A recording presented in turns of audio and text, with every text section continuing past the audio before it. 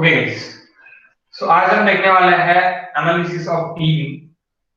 उसके लिए stress strain block लगता, तो stress block diagrams for T beam and L beam आज अपन ये दोनों भी देखने वाले हैं। ओके, सो सबसे पहले आपको ये डिसाइड करना पड़ता है कि आपका जो भी न्यूट्रल एक्सिस है वो कहां पे लाई करेगा। एनालिसिस वाला part, analysis part first.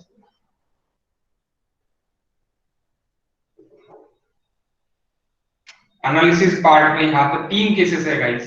This is nothing but our flange and that is rib और वेब।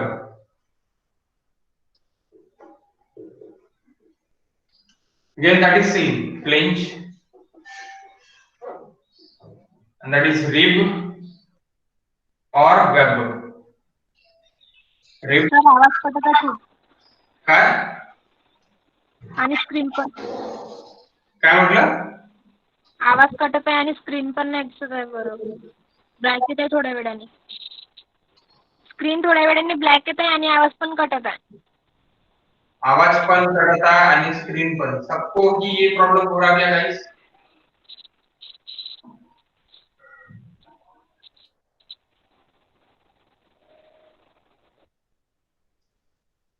नाही सर. नाही सर. एका सेकंदासाठी एका होते सर. सेकंदासाठी आवाज कटतो आणि परत क्लिअर होतो.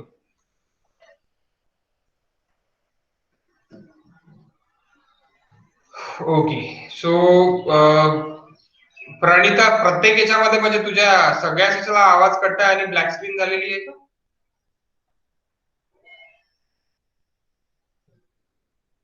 आजच्या लेक्चर मध्ये आता आता आता जॉईन त्याच्या अगोदर नाही झालं असं कधी. जॉईन झाल्यापासूनच होत आहे की आताच झालाय? रिजॉईन करू का? हा, रिजॉईन कर. आता होत. आता होत आहे, रिजॉईन कर.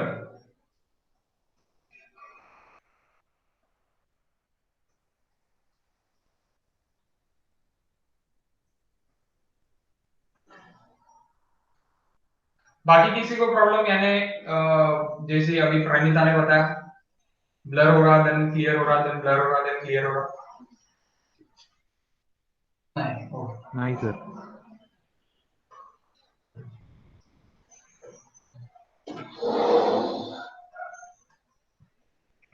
ओके गाइस, तो ज्वाइन करना है एनालिसिस पार्ट। एनालिसिस पार्ट में आपको सबसे पहले ये डिसाइड करना पड़ता है। प्रणीता आता होता है क्या?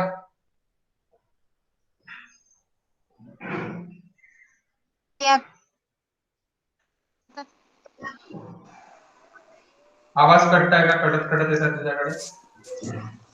आता क्लियर आहे. आवाज नाही. आवाज आवाज पण बरोबर येतो. ठीक. सो देखो, एनालिसिस के इसमें क्या होगा कि एनालिसिस वाले आपके इसमें आपका जो भी एक्सयू है वो एक्सयू आपको पहले एज्यूम करना पड़ता है कि वो कहां पे लाई कर रहा है। वो लाई आपका ऊपर कर रहा है या नीचे कर रहा है, वो आपको सबसे पहले एज्यूम करना पड़ता है। 1 minute Deepti, get through. Mail आला का तुला? तुला मेल नाही पाठवला तर कसं होईल?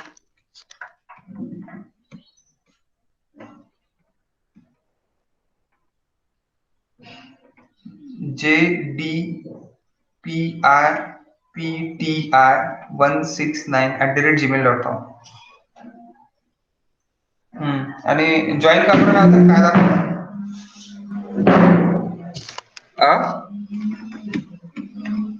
फेल होऊन राहिलं का? परत मी टाकतो तुला मेल, परत अजून एक वाज सेंड ईमेल. थांब, जेडी ना, JDPR सेंड केला मी परत. आता बघ,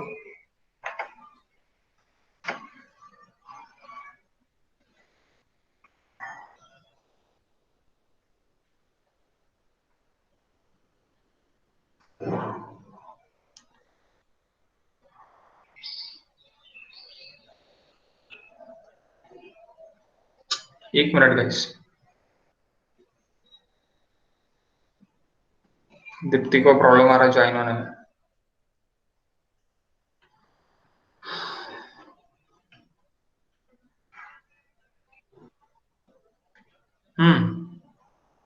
आला का मैं? हाँ ठीक है।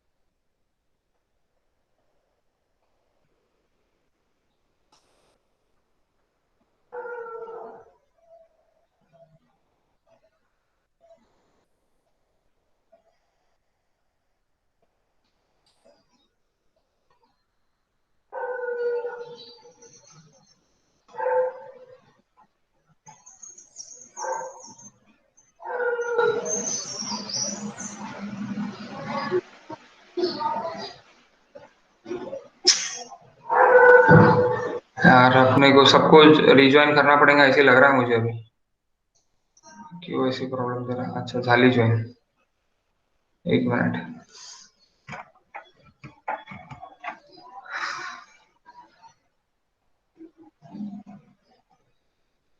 दीप्ति काही प्रॉब्लम? क्लियरिटी, आवाज? सर क्लिअर आहे, आवाज पण येत आहे. ओके, का बरं, काय प्रॉब्लेम दाखवत होता? फेल होत होतं सर, जॉईनच नव्हतं होत.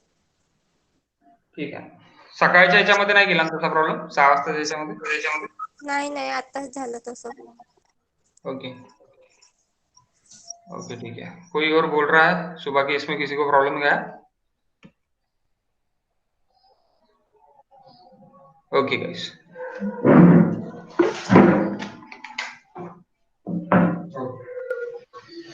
सो देखो एनालिसिस, सो एनालिसिस पार्ट का हम जा रहे हैं। एनालिसिस पार्ट में तो सबसे पहले आपको डिसाइड करना है लिमिट स्टेट डिजाइन आपको ये बोलता है कि एक्सयू आपका कहां पे रहेगा। सबसे पहले आपको वो डिसाइड, एक्सयू आपका फ्लेंज में है और वेब में है, वो पहले सबसे पहले आपको देखना पड़ेगा। तो आपको यहाँ पे ट्रायल एंड एरर करना है, trial and error. Okay, so trial and error में सबसे पहला हम जो assumption करने वाले हैं कि XU is lies in flames upon assume करने वाले हैं।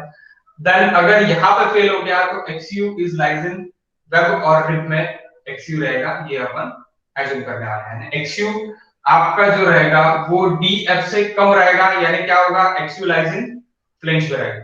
ओके, सो देखते हैं assumption first assumption, assuming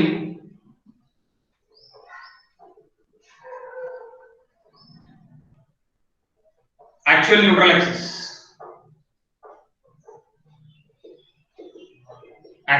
axis XU lies in flange, hence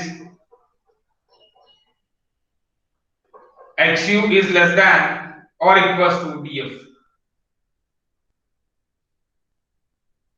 ये अपना assumption है, ये रहने को, यानी जो डेप्थ ऑफ द फ्लेंज है उससे मेरा XU की जो भी वैल्यू निकलेगी वो मेरी कम रहने को ना। तो स्ट्रेस डायग्राम किस तरह बनेगी guys, and stress diagram is for case 1, ये आप 1 पकड़ लो, यानी केस 1, इसमें केस 1 है तो स्ट्रेस डायग्राम यहाँ पे 3 केसेस आएंगे, 3 केसेस के लिए अलग-अलग 3 आपके स्ट्रेस डायग्राम चेंज होंगे। ओके, सो फर्स्टली मैं आपको स्ट्रेन डायग्राम निकाल के देता हूं, then I go for the stress diagram. Okay, up to the tensile sheet, here is our stress diagram। suppose ये अपना XU है पहले केस के लिए, XU is less than DF guys।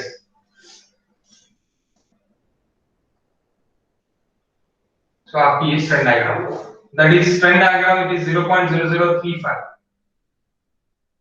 and here is 0.002.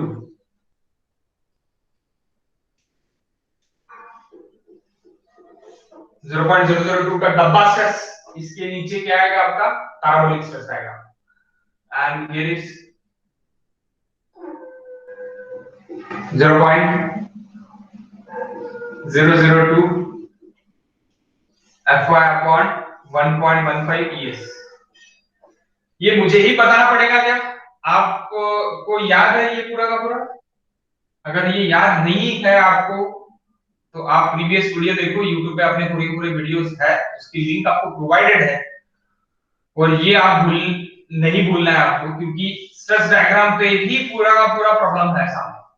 तो आपको सबसे पहले, अगर आप भूल गए होंगे तो stress block diagram for singly reinforce आप याद करो, या फिर आप देखो आपके बुकलेट में, या फिर उसके वीडियोस देखो, देन आपको ये अच्छे से क्लियर होगा। Okay guys, so that is strain diagram. No need to draw strain diagram for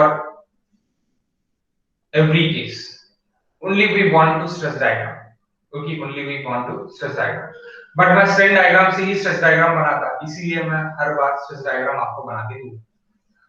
so देखो, अभी फर्स्ट इसमें है यादें, स्ट्रेन डायग्राम आपकी क्या होगी कि आपका पूरा टेंशन कौन ले रहा, आपका पूरा टेंशन ले रहा रिब, और पूरा कंप्रेशन कौन ले रहा, फ्लेंज। फ्लेंज कंप्रेशन के पास कुछ पार्ट ऑफ टेंशन भी ले रहे, लेकिन मैक्सिमम पार्ट ऑफ टेंशन आपका कौन ले रहा, टेंशन आपका कौन ले रहा, रिब ले रहा। ओके, सो यहाँ पे जो भी डायग्राम बनेगी, that diagram is nothing but this type of diagram, 0.45 FC, that is C, and that is T. T is equals to 0.87 Fy, EST, C is equals to, guys बताओ क्या रहेगा, C is equals to, C is equals to, guys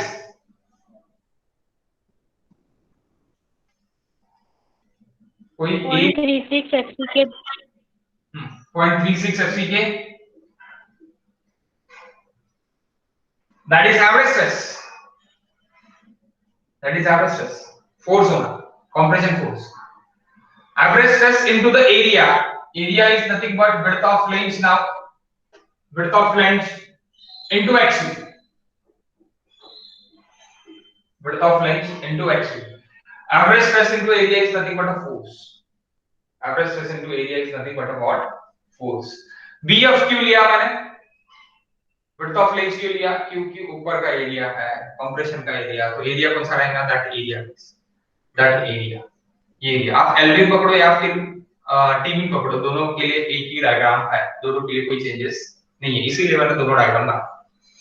okay okay, so that L1, what is L1 guys, ये भी आपको singly reinforce में मैंने लिख के दिया है, singly reinforce calculation, also double reinforce calculation में भी मैंने लिख के दिया है।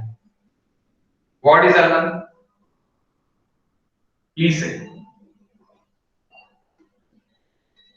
What is L1, guys? C1 3/7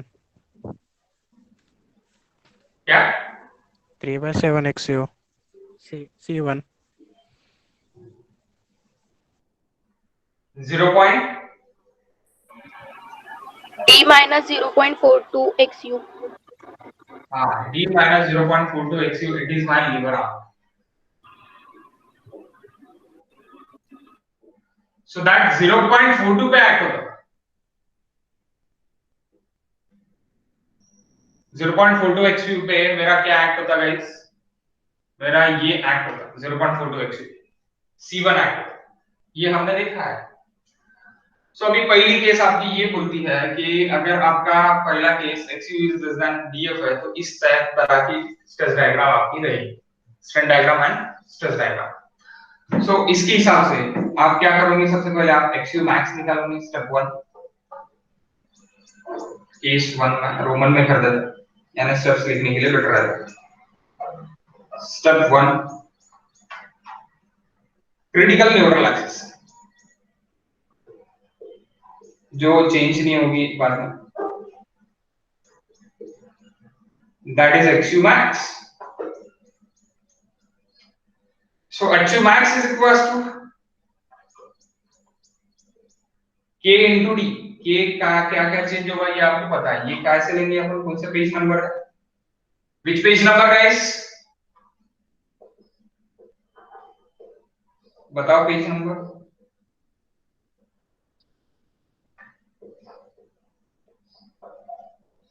K की वैल्यूज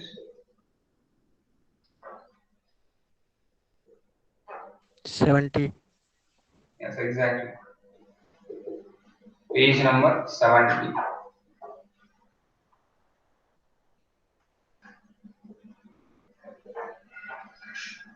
मजाक मत लो, आरसीसी को मजाक लोगे तो आपका मजाक बना देगा RCC.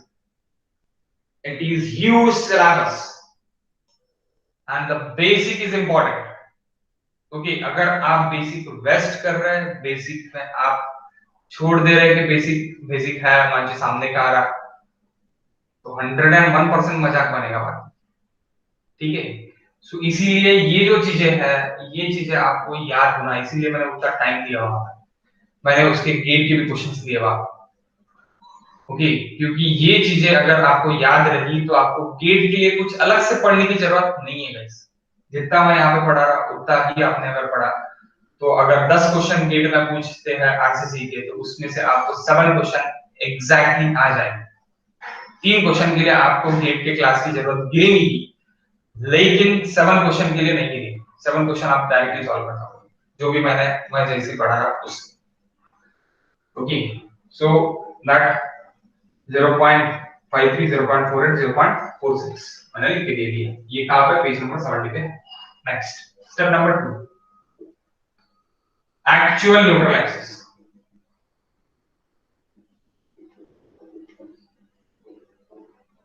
That is actual neutral axis from C is equals to T. Actual neutral axis, its form C is equals to T, guys. C is equals to T. So C is equals to T यानी compression force is equals to tension force, equating this two. Compression force is equals to tension force. 0.36 FCK BF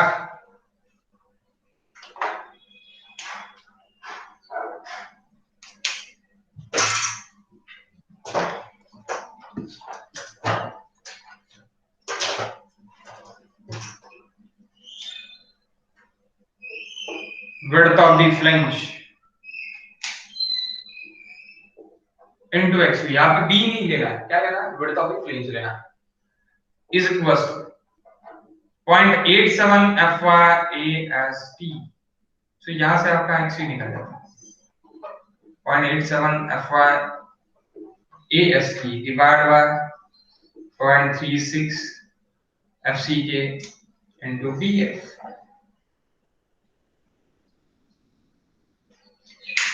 Okay guys, the next, if यहाँ पे जो भी XU निकला, XU is less than XU max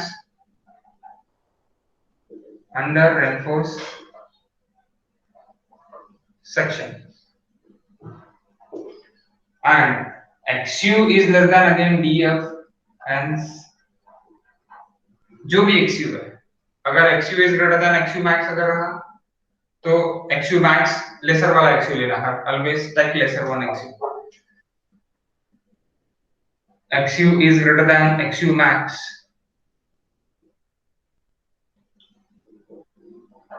XU is greater than XU max, then over reinforced section. But assumption क्या है मेरा, XU is less than DF, hence assumption is correct. Assumption is correct. XU is less than DF, hence assumption is correct assumption correct है। अगर assumption correct है XU आपका DF से कम है, डेप्थ ऑफ द फ्लिंच यानी nothing but depth of the slab से कम है, then go for third step.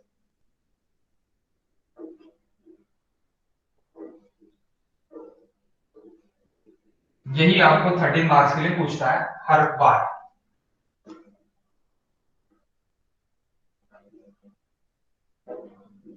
MR calculation is equal to C into L or T into L।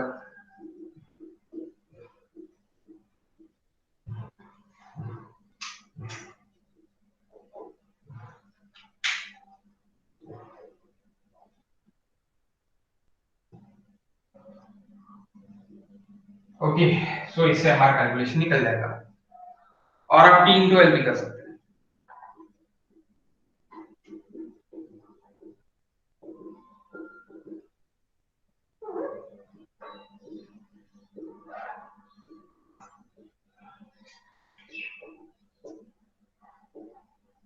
Photo XU ये भी कर सकते हैं।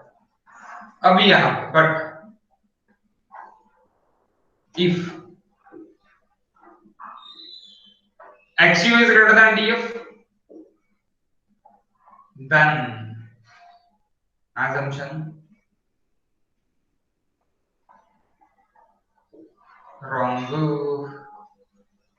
यानी यहां से ही आपको क्या करना पड़ेगा, इसके लिए नहीं जाऊंगा, directly go for the second case, then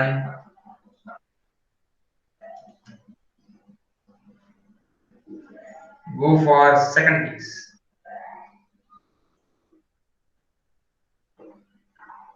Don't calculate MR calculate नहीं करोगे। जब अगर आपका यही एजम्पशन करेक्ट नहीं है, फेल हो गया, रॉन्ग हो गया, तो आपको काय के लिए जाना पड़ेगा, सेकंड केस के लिए। फर्स्ट केस समझ गए क्या गाइस? बता, it is so easy, it is nothing but our this case यानी काय की केस, सिंगल रेनफोर्स की केस है, और यही क्वेश्चन आपको बार बार आता है सिंगल रेनफोर्स की केस की। तो समझ गए होंगे तो मुझे बता दो, मैं सेकंड केस के लिए चले जाता हूं।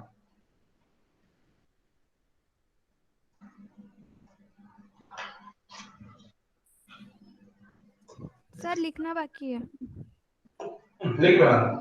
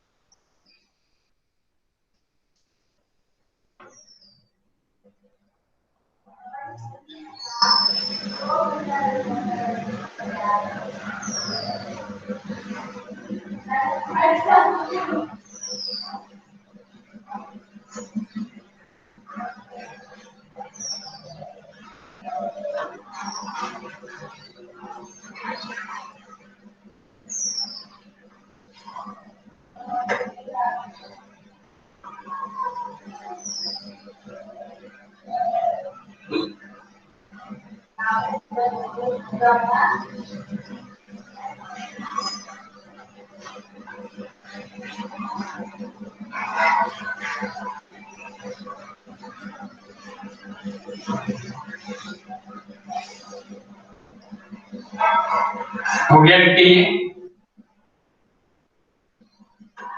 नहीं होगा, take a screenshot guys, screenshot ले लो, और नहीं समझा होगा तो कुछ पूछो, नहीं समझा होगा तो।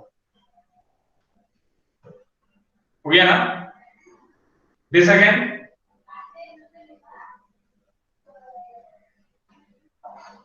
Yes sir.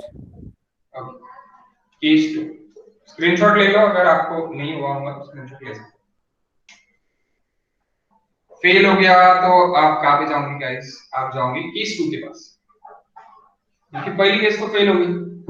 अब पहले केस से मुझे क्या पता चला, पहला जो assumption किया था मैंने वहां से मुझे ये पता चला कि XU मेरा DF से बड़ा है, यानी वो तो छोटा नहीं रह सकता। ये तो मुझे वहां से assumption से मुझे क्या मिल गया, कंक्लूजन मिल गया, फर्स्ट कंक्लूजन मिल गया कि XU is greater than DF, XU is greater than DF।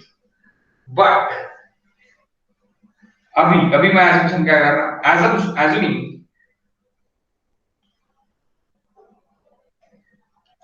3/7 XU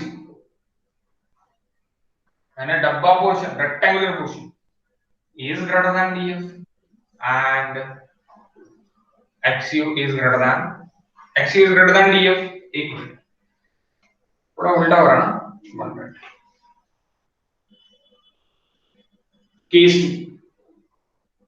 conclusion मिला है मुझे, XU is greater than DF, assuming 3/7 XU यानी डब्बा stress is greater than DF।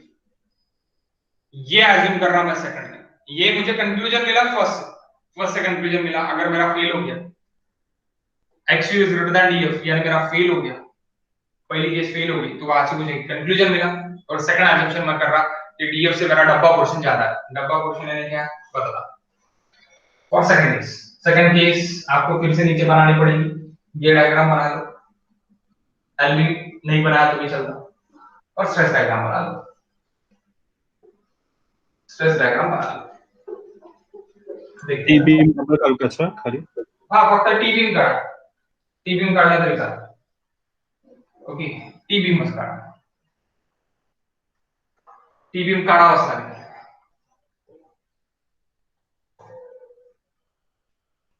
T beam काढा, एल बीम का भी वही सेम रहेगा, टी बीम का भी वही सेम रहेगा, वैसे कुछ डिफरेंस नहीं। सो अभी मैं क्या बोल रहा कि 3/7 XU is greater than DF है, 3/7 XU is greater than DF। तो सबसे पहले स्ट्रेस डायग्राम यहाँ पे देखो, ये पूरा पेज लगेगा आपको, ठीक है पूरा पेज लगेगा। अभी देख लो, पहले देख लो बाद में बनाओ, ओके पहले देख लो, मैं लेता 5 मिनट टाइम कि मैं क्या बोल रहा हूँ 3/7 XU is greater than DF। DF आपका कितना दिखता है, यानी डब्बा स्ट्रेस, क्या बोल रहा मैं, डब्बा stress is greater than XU। तो आपका 0.0035 and here is your 0.002 strength and here is your 0.002 strength plus Fy upon 1.15 ES for that is strength diagram। अब अगर मैं स्ट्रेस डायग्राम देख रहा हूं तो मुझे स्ट्रेस डायग्राम क्या मिलेगी, दैट स्ट्रेस डायग्राम 1 मिनट, थोड़ा छोटा हुआ, इसको थोड़ा बहुत छोटा करना पड़ेगा 1 मिनट।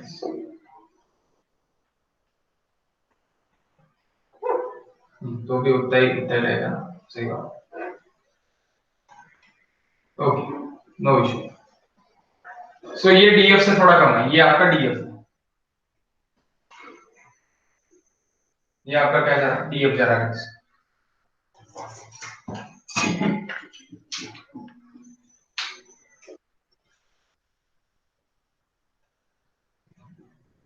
DF ओके तो इसका बोलना क्या है, अभी इसका बोलना ये है कि दैट डब्बा स्ट्रेस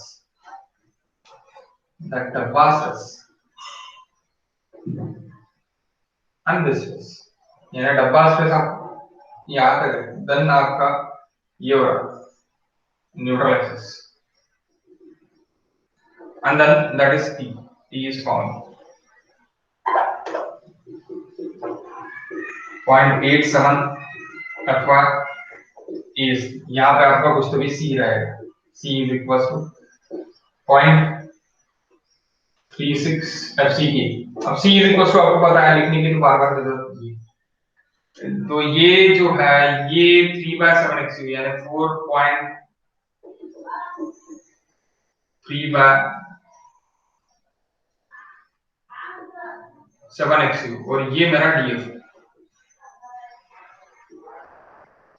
सो DF से ज्यादा कौन हो रहा गाइस, DF से ज्यादा हो रहा 3/7 XU, DF से ज्यादा हो रहा मेरा 3/7 XU। सो ये assumption अभी आपको मिला है, सेकंड assumption ये आपने किया, and that is your 4/7 XU.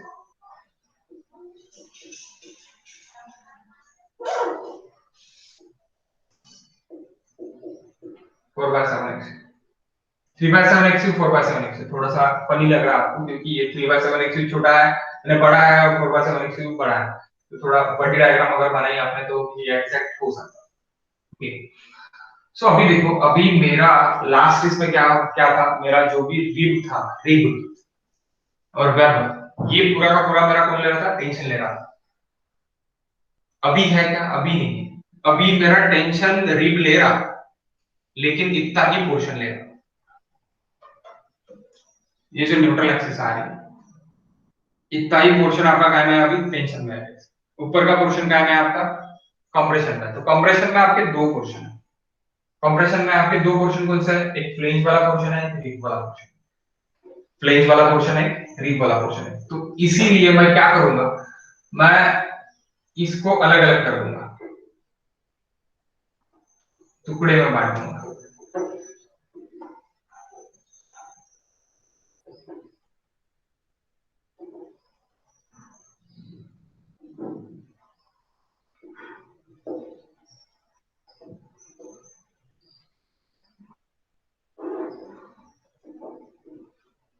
ये आपका फ्लेंज हो गया,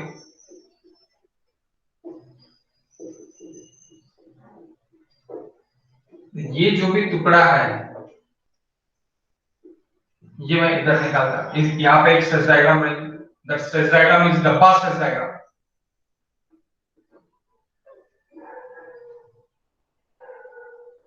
(0.45 FCK and 0.45 FCK stress diagram, average stress 0.45 FCK रहेगा, that is for DF।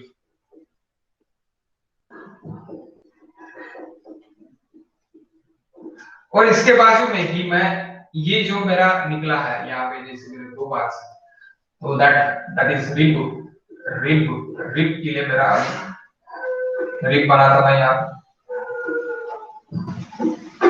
that is BW, sorry ये थोड़ा नीचे तक आएगा, क्योंकि टोटल रिब की लाइन आप यहाँ तक आएंगे 2 बार्स। तो यहाँ इसके लिए आपकी जो भी डायग्राम रहेगी, that diagram it is nothing but D small d, that is BW। सो इसके लिए जो डायग्राम रहेगी अपनी सिंगली रेनफोर्स रहेगी, सिंगली रेनफोर्स के लिए आप जो भी डायग्राम ड्रॉ करते हैं that diagram is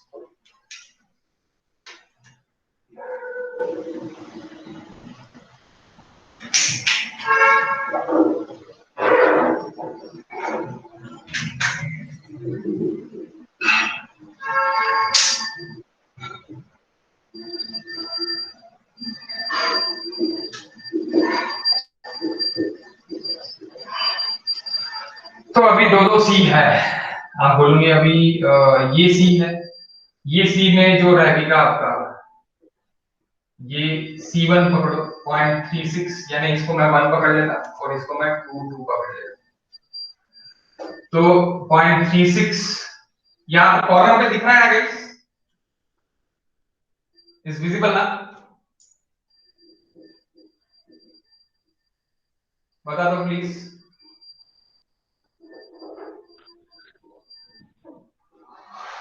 sir blur हो रहा है। हाँ ठीक है, ब्लर हो रहा है, सबको ही हो रहा है क्या? No sir. हाँ, तो आपका वो ये इशू है, कवरेज इशू है। 0.36 FCK BWS, यहाँ पे क्या हो रहा है आपका अभी BW है, ये यहाँ पे BW आएगा। क्यों BW? क्योंकि यहाँ पे BW है इसीलिए BW। अभी यहाँ पे जब आप C2 करोगे तो यहाँ पे C2 सेंटर पे एक्ट होगा, यानी एक्ट कहाँ पे होगा DF/2, that is my C2, DF/2 पे एक्ट होगा मेरा C2। अब what is C1 C2 and T, ये मेरी पूरी टोटल मेरी स्ट्रेस डायग्राम बन गई, टोटल स्ट्रेस डायग्राम। ये बनाने की जरूरत नहीं है, आपने डायरेक्टली ये बना दी तो भी चलेगा। अब यहाँ पे मेरा ये L1 है,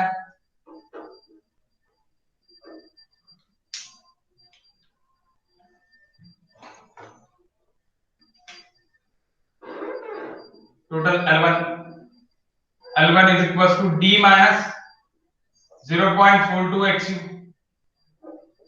और यहां से यहां तक मेरा L2 है guys।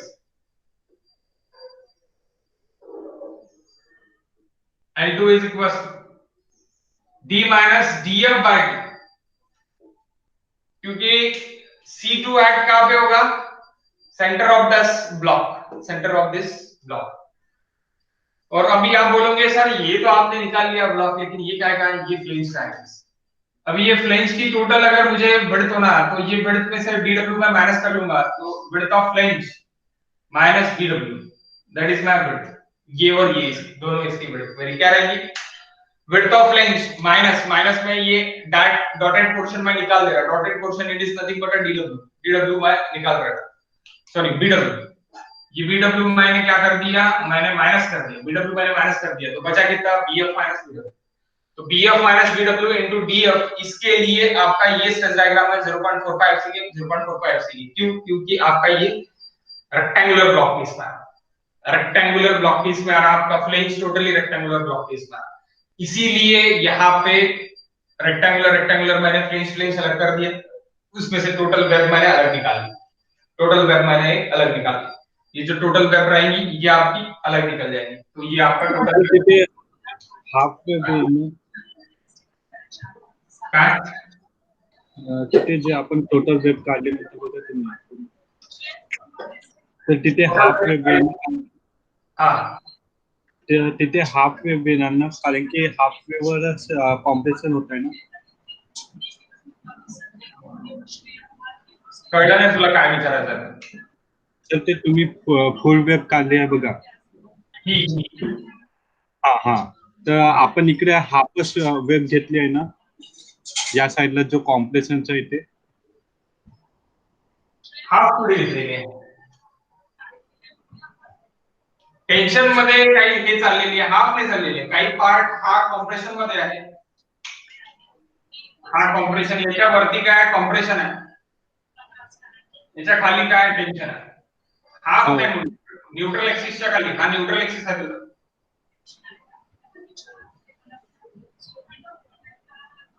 न्यूट्रल एक्सिस के वरती कंप्रेशन, खाली टेंशन, यानी न्यूट्रल एक्सिस के ऊपर कंप्रेशन रहेगा, नीचे क्या रहेगा? टेंशन रहेगा। ओके, तो ये कंप्लीट टी बीम है। टी बीम को या फिर फ्लेंज बीम को यानी एल बीम भी बोल सकते हैं आप। एल बीम में से आपने क्या निकाल लिया? एक रिब बाहर निकाल लिया, ये रिब बाहर निकाल लिया और उसमें से फ्लेंज को अलग कर दिया, फ्लेंज को पार्टीशन कर दिया, फ्लेंज को अलग कर दिया, तो फ्लेंज की जो भी थिकनेस यानी जो भी विड्थ है वो विड्थ भी कम हो गई। विड्थ कितनी हो गई? BF माइनस BW हो गई। तो वो BF माइनस BW डब्बा डब्बा पोर्शन के लिए आपका डब्बा स्ट्रेस आ रहा है। रेक्टेंगुलर आपका ये जो रेक्टेंगुलर फ्लेंज है या रेक्टेंगुलर फ्लेंज के लिए आपका रेक्टेंगुलर स्ट्रेस डायग्राम यहाँ पे आ रेक्टेंगुलर स्ट्रेस डायग्राम है, इसीलिए एवरेज स्ट्रेस वहां पे क्या रहेगा? C2 का C2 force, C2 force is equals to average stress into area. So average stress is nothing but 0.45 FCK plus 0.45 FCK divided by 2 into area is nothing but BF minus BW into DF. यानी 0.45 FCK BF minus BW into D। और मेरा L2 क्या है? अनुश्री आप, हाँ आपका mic, बोलो sir. Last के 3 डायग्राम्स वापस एक बार बताइए। बता था। L2 is equals to 9 now guys, D minus 0. D minus DF by देखो मैं फिर से बताता, ये इसको मैंने तोड़ दिया, इसको अलग कर दिया दो पार्ट में। पहला पार्ट मेरा फर्स्ट कोन है, मेरा ये रिब है, और सेकंड कोन है मेरा फ्लेंज है। तो फर्स्ट मेरा रीप को मैंने काट दिया एक डॉटेड से, मैंने कट करके कैंची से कट कर दिया। फिर बचा कौन बचा मेरे पास, फ्लेंज बचा, दो फ्लेंज बचे। दो फ्लेंज के लिए मेरा स्ट्रेस डायग्राम क्या है? मेरा स्ट्रेस डायग्राम है this 0.45 and DF, 0.45 and DF, 0.45 and DF. तो 0.45 एफसी के कितने के लिए? डीएफ के लिए बचा है, डीएफ लेंगे। So 0.45 FCK, 0.45 FCK, that is the average stress. 0.45 FCK plus 0.45 FCK, that is average stress. Okay. And T तक डिस्टेंस कितना है वहां से? DF by 2 पे ऐड होगा, क्योंकि डब्बा का सेंट्रोइड क्या रहता है? रेक्टेंगल का centroid it is D by 2 और H by 2.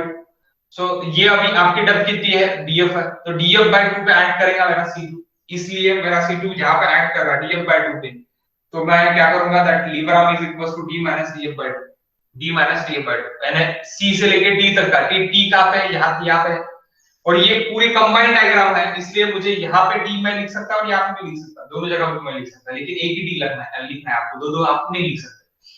सो यहाँ पे T है मेरा, तो ये T तक का डिस्टेंस कितना है आपका? C2 से T तक का डिस्टेंस कितना है?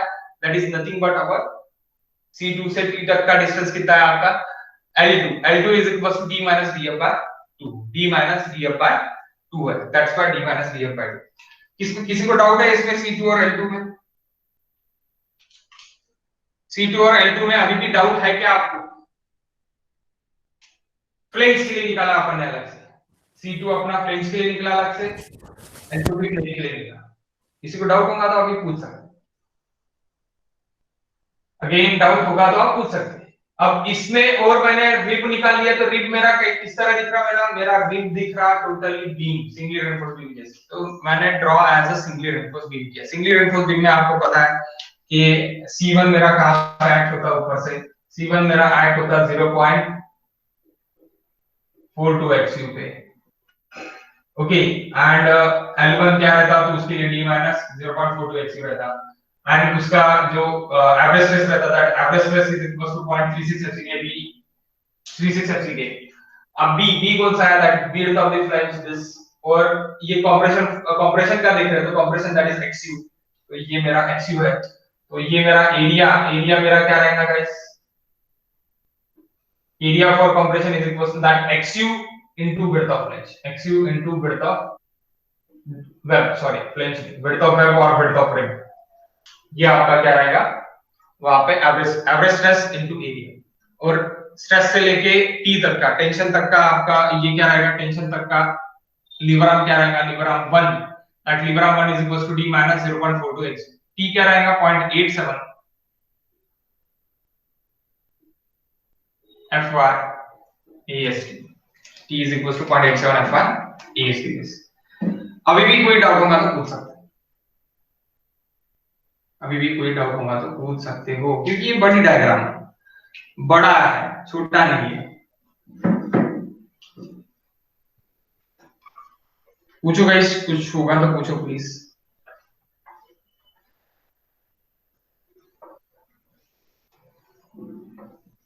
सबको समझा?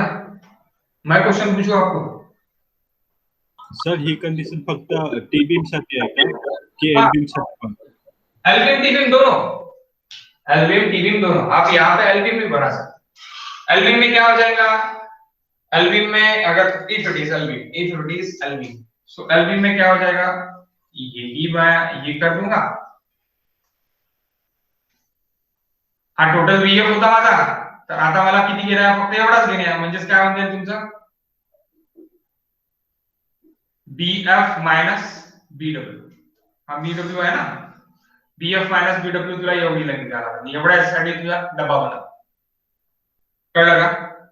एल बीम साठी दोन्ही याच्यासाठी तुला घ्यावं लागेल, म्हणजे याने दोनों इसके लिए ले सकते हैं, सिर्फ और सिर्फ एक ही इसके लिए ले देंगे, इसमें नहीं, दोनों इसमें सही नहीं रहेगा, कोई चेंजेस नहीं रहेगा, क्योंकि आप वेब को अलग निकाल रहे हैं, टोटल वेब को आप बीम जैसे कंसीडर कर रहे हैं और फ्लेंज को आप अलग कर रहे हैं। टी बीम में बस दो क्वेश्चन निकल रहे, दो कान निकल रहे इसके, यहाँ पे एक ही कान निकल रहा है इसका। ओके, काय म्हणताय हा? सर डायग्रामचा पीक पाठवा. Okay okay no issue. Pic पाठवण्यापेक्षा तू YouTube वर बघून घेशील ना. YouTube वर पूर्ण HD मध्ये राहील क्लिअर. तरी पण मी पाठवून देतो, काय हरकत नाही.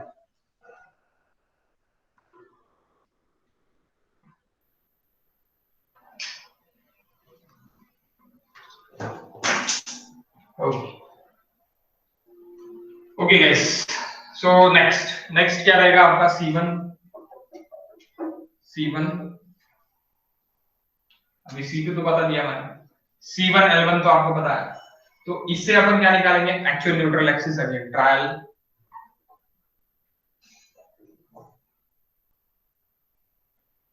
For actual neutral axis.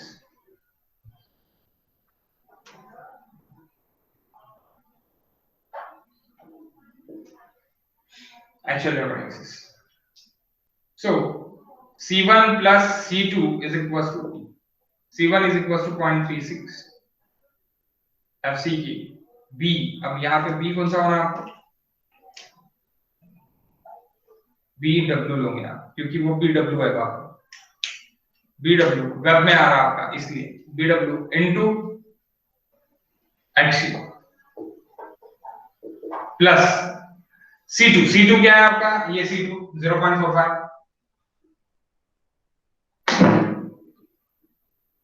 FCK 0.45 FCK into 0.45 FCK into BF minus BW into DF is equals to 0.87 FY AST, 0.87 FY AST guys, 0.87 FY AST. तो अभी यहां से जो भी XU निकलेगा, XU is greater than DF for any point, and XU 3/7 XU is greater than DF अगर रहा, hence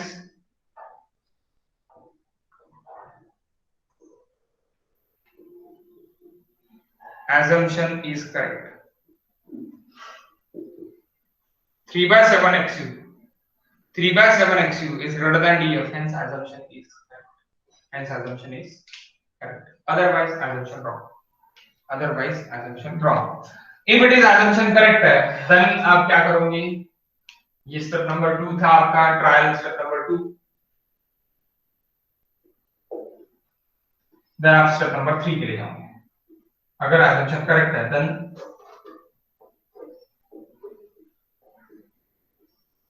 go for MR calculation.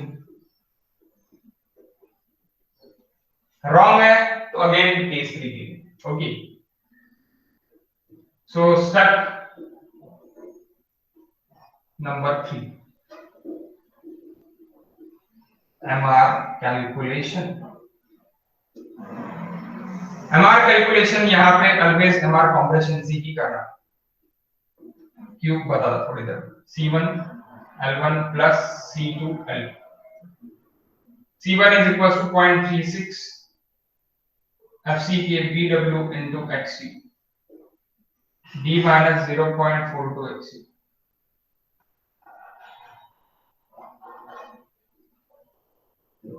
plus 0.45 C2 0.45 FCK BF minus BW into D minus DF by 2.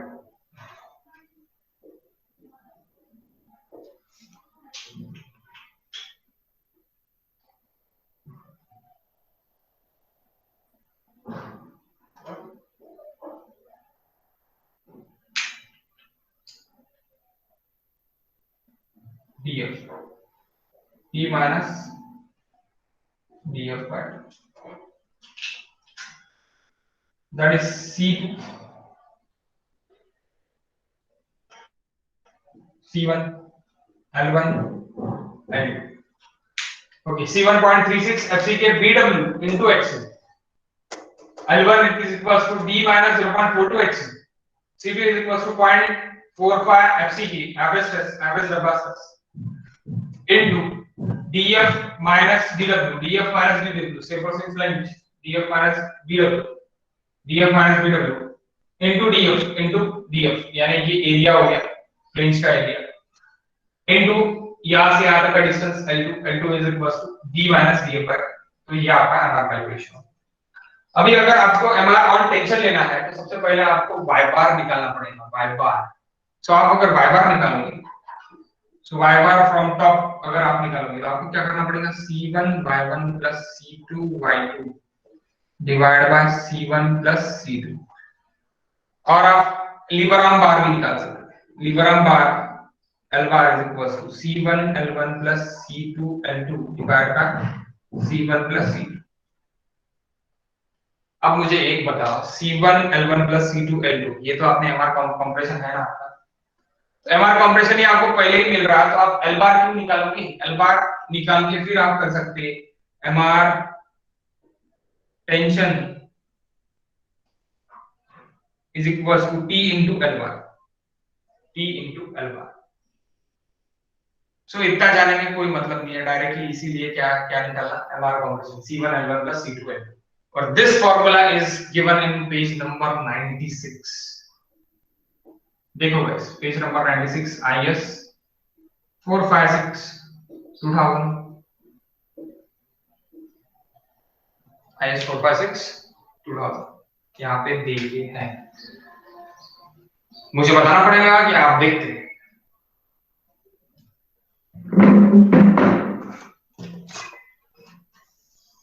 आप बोलेंगे कि हाँ बहुत अच्छा हो गया फॉर्मूला है करके,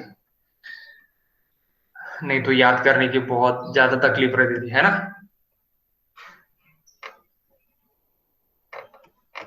याद तो तभी भी आपको करना ही पड़ेगा।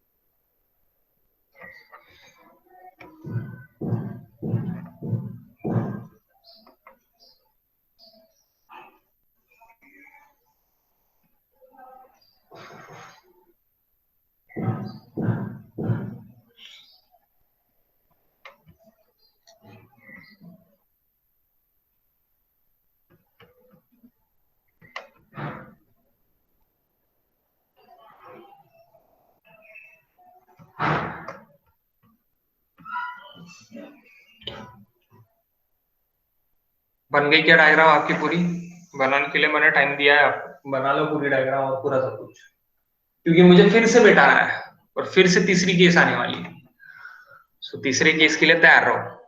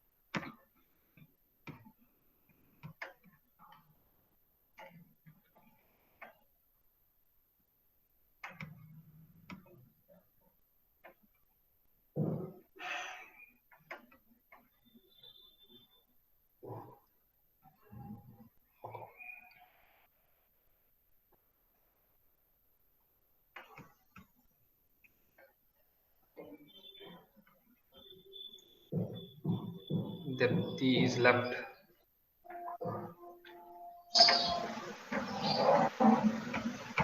बहुत लोगों को ब्लर आ रहा क्या?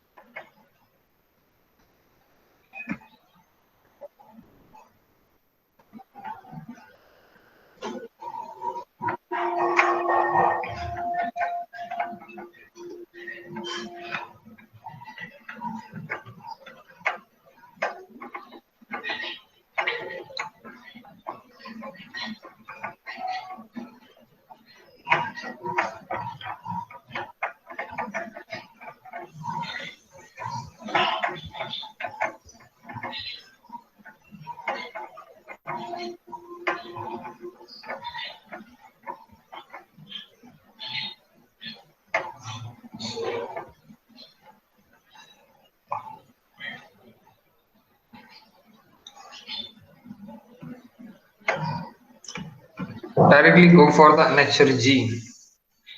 IS code पेज नंबर 96 दिखा क्या अभी तक किसी को?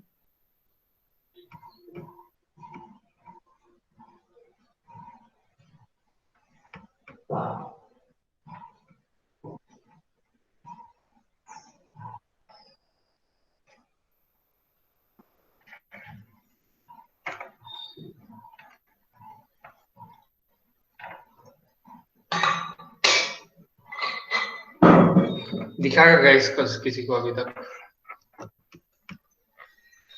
ये देखो 0.36 FCK B into 0.36 FCK BW 0.36 FCK BW into XU 1 minus 0.42 XU। अब D बाहर निकाल लोगे तो D स्क्वायर आएगा ही। ओके, आप D डिवाइड भी कर रहे हो, D बाहर निकाल रहे हो, इसलिए D स्क्वायर आया। तो यहाँ पे XU max बाय D, यहाँ पे XU max की इसमें देखिए, डिजाइन की इसमें देखिए, दैट्स व्हाई ये फॉर्मूला। अब यहाँ पे मैंने C2 जो आपको लिख के दिया है, देखो C2 में कोई चेंजेस नहीं है। C2 देखो, C2 0.45 FCK BF minus BW into DF, that is C2 D minus DF by 2, D minus DF by 2 guys, समझे क्या? दिखा क्या आपको ये पेज नंबर 96 पे गाइस? हाँ देखो, और ये केस कब आने वाली है डिजाइन में? डिजाइन इक्वेशन में कब आने वाली है equation? When the ratio of, क्या बोला है, ratio of DF by D does not exceed 0.2। अगर एक्सीड DF by D, अगर आपका 0.2 के ऊपर अगर नहीं जा रहा तो आपकी ये केस आएंगी। यानी DF by D अगर 0.2 से नीचे है तो हम डायरेक्टली ये केस अप्लाई कर सकते हैं। ऐसे किसका बोलना है? IS कोड का बोलना है। ओके, तो यहाँ पे मैं क्या बोल सकता, केस के लिए क्या बोल सकता, that is DF by D is less than or equals to 0.2 अगर है तो मैं ये assumption दूंगा। Okay, DF by D element directly assumption में ही लिखा पूर्ण। हो सर।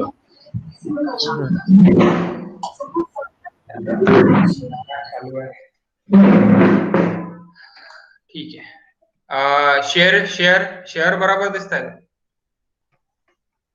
हो सर, ते बरोबर दिसतात, बोर्ड पूर्ण हे दिसतात। शेअर फाईल बरोबर आहे की ब्लर फक्त हेच दिसतंय तुम्हाला? बोर्ड ब्लर दिसतंय? बोर्ड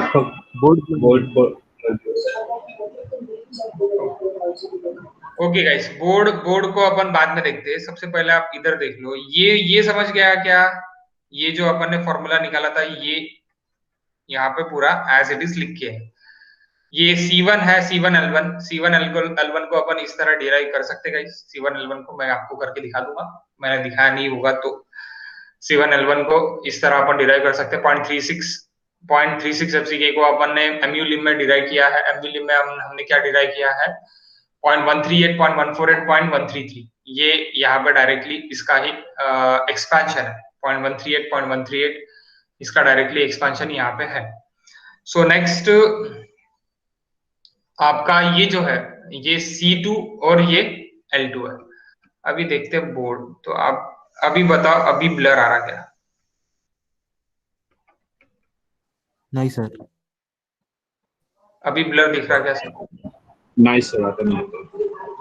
तो ये शेयरिंग कारण होता हूँ। ओके, शेयरिंग के कारण था वो। दीप्ति, आपको प्रॉब्लम जा रहा बार बार लेफ्ट हो रहा है? दीप्ति नहीं सर, क्लियर है। ठीक है। सो ये कब आएगा? आईएस कोड क्या बोल रहा है? डीएफ बाय डी की अगर केस है, DF by D is less than और इक्वल्स टू 0.2 है, तो आपका ये केस आप एज्यूम कर सकते हैं डायरेक्ट। अगर पहली केस फेल होती है तो, पहली केस फेल होती है तो, ओके, पहली केस को आपको करके देखना है। बाद में DF by D is less than और इक्वल्स टू 0.2 है तो ये, और डीएफ बाय डी अगर ग्रेटर देन 0.2 है तो नेक्स्ट केस। तो नेक्स्ट केस यानी क्या? जब आपका ये जो है ये 3/7 XU इज लेसर दैन, यानी इसके नीचे लिखा, इसके नीचे if, again if 3/7 XU is lesser than DF, hence assumption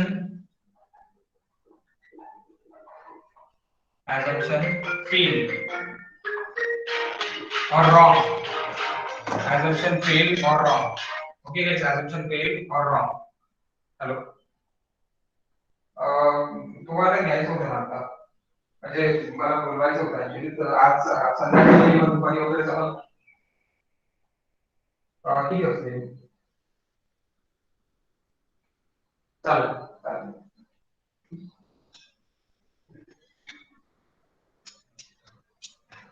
So 3/7 XU is less than DF, hence assumption is fail or wrong.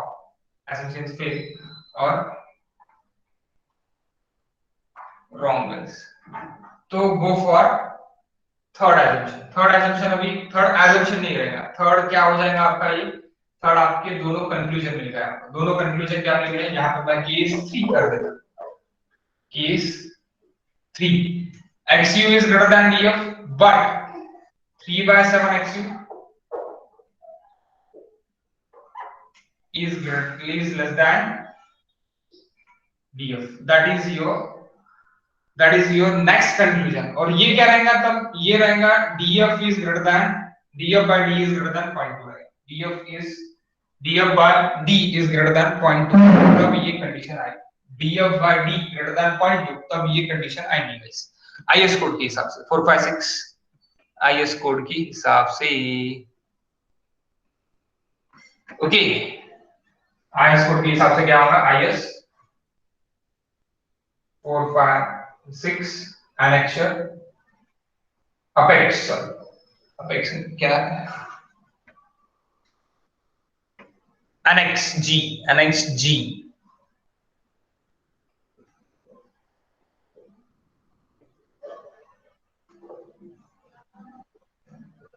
Annex G, clause number it is G 2.22, G 2.23 अभी आ रहा है, 2.22 पहला था, 2.3 ये है। ओके, सो अभी ये भी फेल हो गया, यानी ये भी आपका 3/7 XU कम निकला, तो क्या करेंगे? यानी तो ये पूरा फिर से आपको बनाना पड़ेगा। नहीं, मुझे नहीं बनाना पड़ेगा, आपको बनाना पड़ेगा। ठीक है, मैं तो क्या कर दूंगा यहाँ पे, जस्ट इरेज। हो गया क्या आपका? निकाल के, या फिर फोटो निकाल के हो गया होगा तो बताओ, स्क्रीनशॉट को भी निकाल लो, स्क्रीनशॉट निकाल लो। अगर नहीं हुआ होगा तो ठीक है। सर अजून किती बाकी आहे? काय? अजून स्टेप किती बाकी आहे? अजून एक स्टेप परत हे काढायचं तुला सेम। सर नाही, ते कॉलेजमध्ये क्लास आहे मोनिका मॅमचा एन्व्हायरमेंट। कुठे क्लास आहे? किती वाजता क्लास आहे? 11 वाजता म्हणत आहे मी। 11 वाजता म्हणताना बस 10 मिनिटं द्या मला। 10 मिनिटात तुम्ही समजून घ्या, तुम्ही नंतर लिहा, ठीक आहे? तुम्ही समजून घ्या, तुम्ही काढलाय का हे? काढल्यानंतर मी स्क्रीनशॉट तुम्हाला पाठवून देतो, ठीक आहे हो। 10 मिनिटं समजून घ्या, परत जास्त नाही। आता दोन्ही कंक्लूजन याद तक समझाएगा सबको? यहां तक समझा क्या सबको कि अगर ये 3/7 XU अगर बड़ा है तो मैं MR के लिए जाऊंगा 3/7 XU। If it is less then मैं काय के लिए जाऊंगा गाइस, देन मैं जाऊंगा थर्ड एजम्पशन के लिए। तो अभी थर्ड एजम्पशन मेरा क्या है, देखो थर्ड एजम्पशन मेरा क्या है। थर्ड एजम्पशन नहीं है, थर्ड आपका क्या रहेगा डायरेक्टली सॉल्यूशन रहेगा। थर्ड आपका क्या रहेगा डायरेक्टली सॉल्यूशन रहेगा। ओके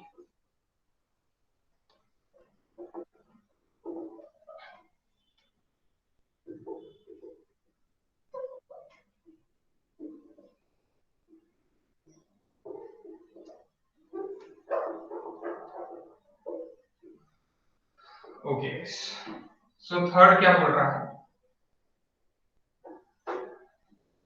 कि आपका जो ये है 3/7 XU, this part 3/7 XU,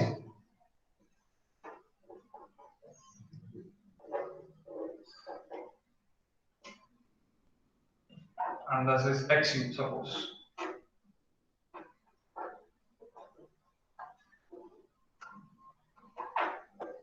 So ये आपका यहाँ पे रहेगा 0.002 स्ट्रेनिंग, 0.0035। तो 0.002 स्ट्रेनिंग यानी डब्बा स्ट्रेस अभी क्या आ रहा है आपका, डब्बा स्ट्रेस टोटली आ रहा है आपका plane.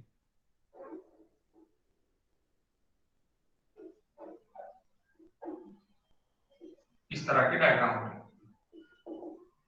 0.45 FC, that is C1 और यहाँ पे रहेगा आपका C2। क्यों C2? ये वाला जो सेंटर वाला,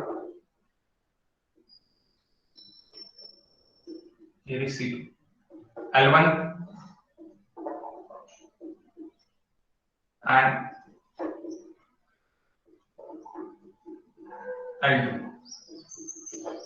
D minus YF by D minus 0.42 X।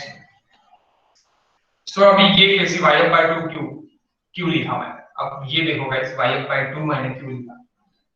YF कहां से लाया मैंने? तो YF मैंने लाया जीरो अपने आयर्स को 0.002 plus 0. Plus Fy upon 1.15 ES। Okay so अभी यहाँ पे ये जो डब्बा स्ट्रेस है, ये डब्बा स्ट्रेस के लिए देखो, डब्बा स्ट्रेस जो है मेरा स्ट्रेस डायग्राम मेरी कम हो जाएगी क्योंकि मेरा ये जो है ये यहां से पास हो, स्ट्रेस डायग्राम मेरी कम हो गई। तो स्ट्रेस डायग्राम कम हो गई यानी ये इतना ही पोर्शन आपका स्ट्रेस डायग्राम में है।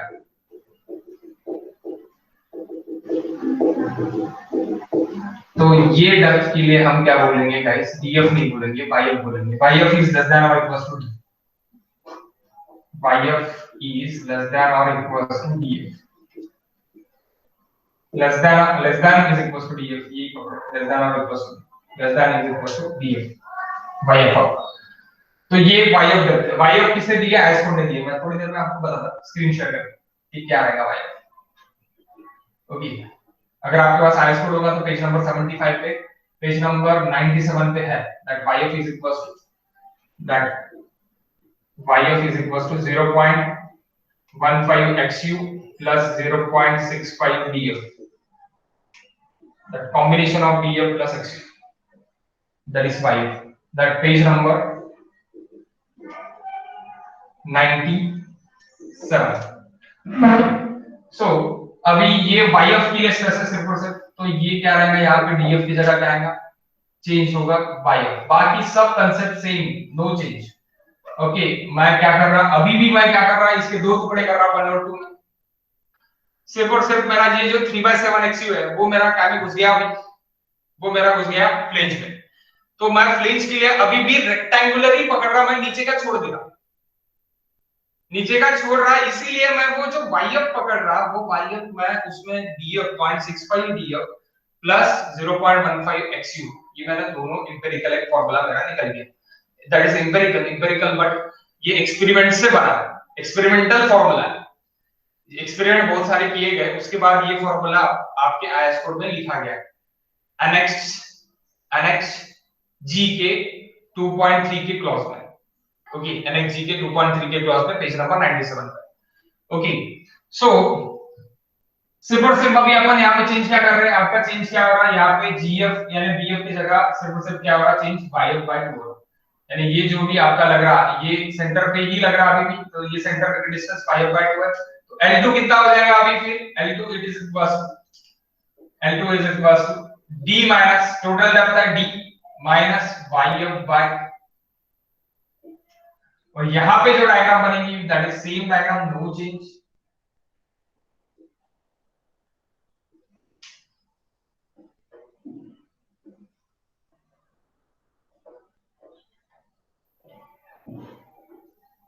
दैट T यहाँ पे अभी आपका 0.45 FC की, यहाँ पे भी 0.45 FC की, और इसके थोड़ा ऊपर मेरा C रहता C1, ओके, एंड C1 के लिए मेरा डिस्टेंस कितना रहता है guys, 0.42 FC,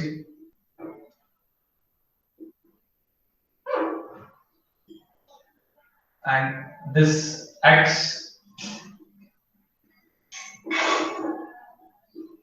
0, that is my D, sorry XU,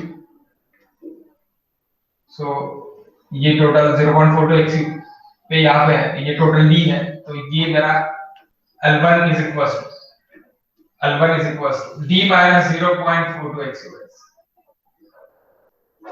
and T is equals to 0.87 FYAST again।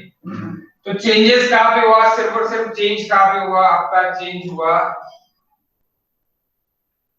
DF की जगह YF, बाकी सब सेम। यानी C2 में चेंज कहाँ पे होगा अभी, C2 is equals to average stress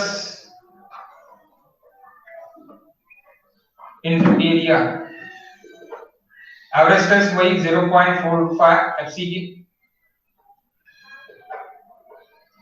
area BF minus BW into YF,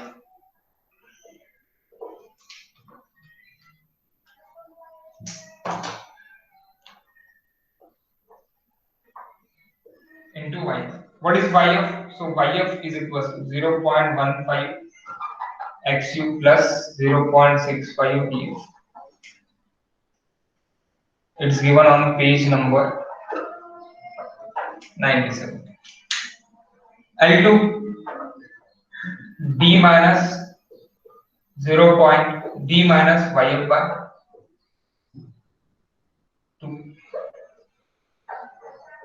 बाकी कोई चेंजेस नहीं है। तो यहाँ पे क्या चेंजेस रहेंगे, यहाँ पे जहां पे भी आपको DF दिख रहा है वहां पे DF को चेंज करूंगा मैं YF से, यहाँ पे DF को चेंज होगा मेरा YF से, दैट्स स्टेप 2। अब यहाँ पे क्या हो जाएगा मेरा, ये लेसर देन रहेगा, then go for MR calculation, कोई भी चेंज नहीं, बाकी कोई भी चेंज नहीं, सिर्फ और सिर्फ चेंज कहाँ पे हुआ, DF का YF में चेंज हुआ, बाकी कोई चेंजेस नहीं है। बाकी यहाँ पे भी क्या चेंज होगा, DF का आपका क्या होगा, YF होगा, यहाँ पे भी क्या होगा, YF by 2 होगा,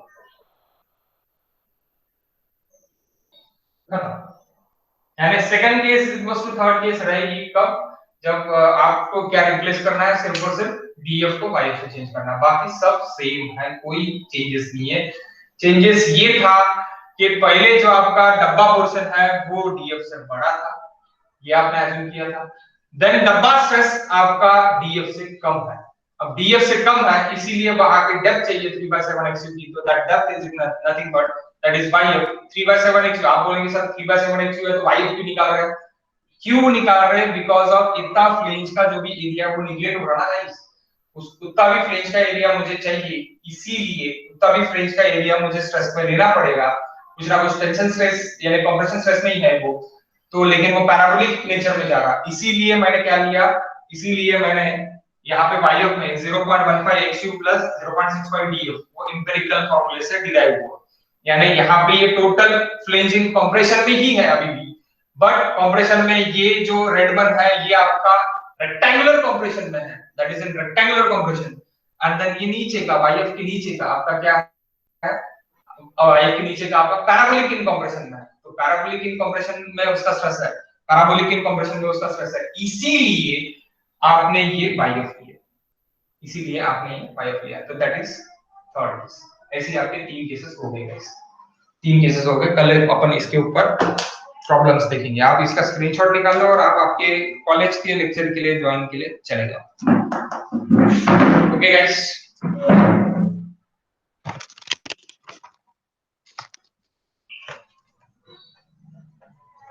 कुछ डाउट होगा तो पूछ सकते हैं।